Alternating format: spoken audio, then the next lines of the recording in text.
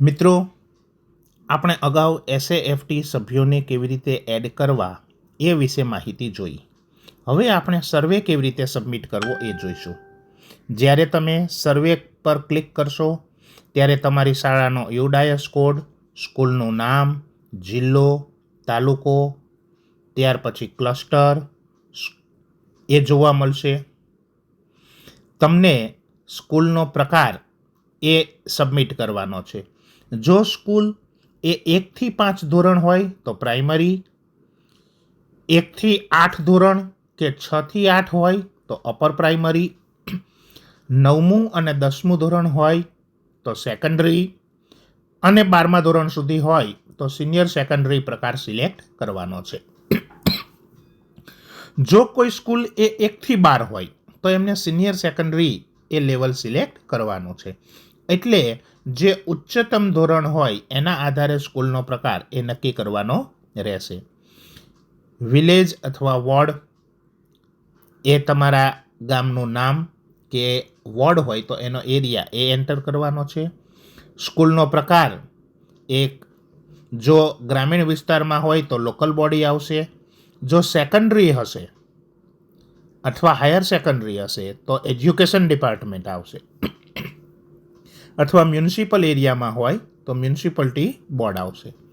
પોતાના ગામનો pin code number add કરવાનો છે.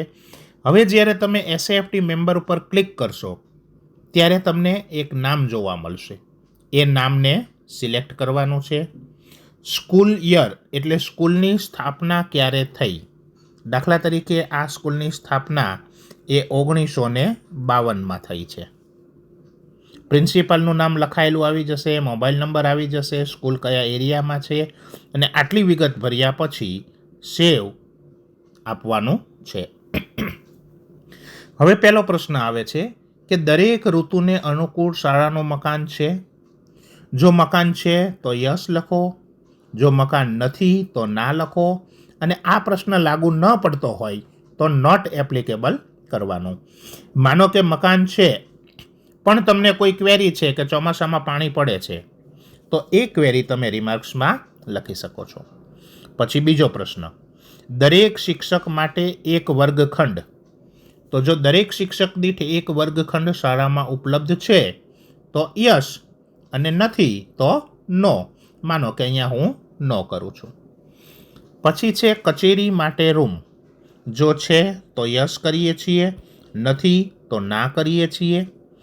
આચાર્ય માટેનો રૂમ મારી શાળામાં છે માટે હું હા કરું છું.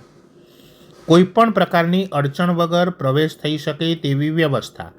આ રીતે મિત્રો એક પછી એક પ્રશ્નના જવાબ આપવાના છે અને જ્યારે એ જવાબો પૂર્ણ થાય ત્યારે તમારે સેવ એન્ડ નેક્સ્ટ બટન પર જવાનું છે. એટલે નેક્સ્ટ ટૂલ્સ એ આવી જાય છે. ઉપર તમે જોઈ શકો છો કે અહીંયા ટૂલ 2 એ આપેલું છે. મિત્રો અહીંયા તમે ક્વેશ્ચનરીમાં જે રીતે જવાબ લખ્યા છે એ જ રીતે જવાબ અહીંયા પણ લખવાના છે. અહીંયા આપેલું છે પ્રશ્ન પહેલો, પાયાની સુવિધાથી સંતુષ્ટ છો? મને લાગે છે હા, માટે મેં યસ કર્યું. હવે ઉપર મેં હા કર્યું છે માટે મારે નીચે એ રિમાર્ક્સ લખવા જરૂરી નથી, માટે હું અહીંયા કરી દઈશ નોટ એપ્લિકેબલ.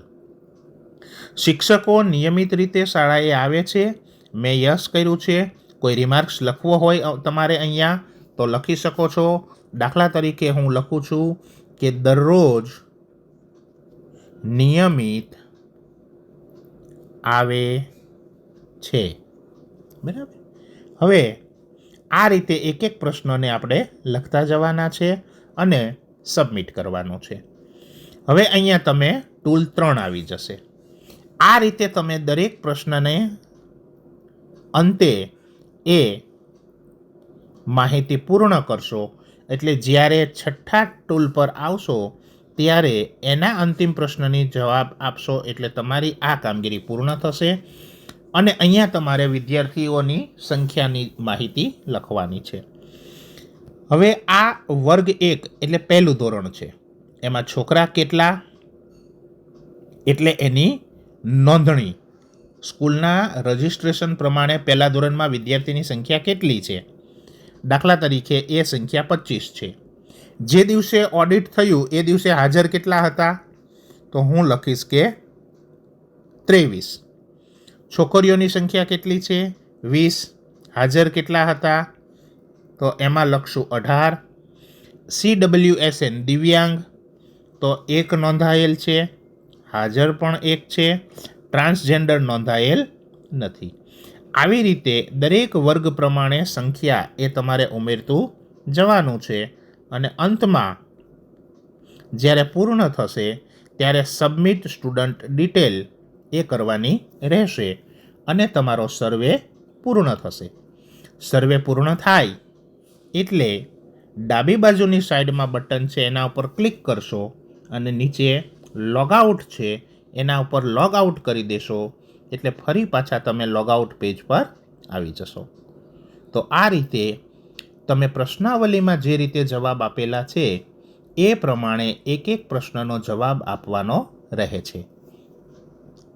આભાર.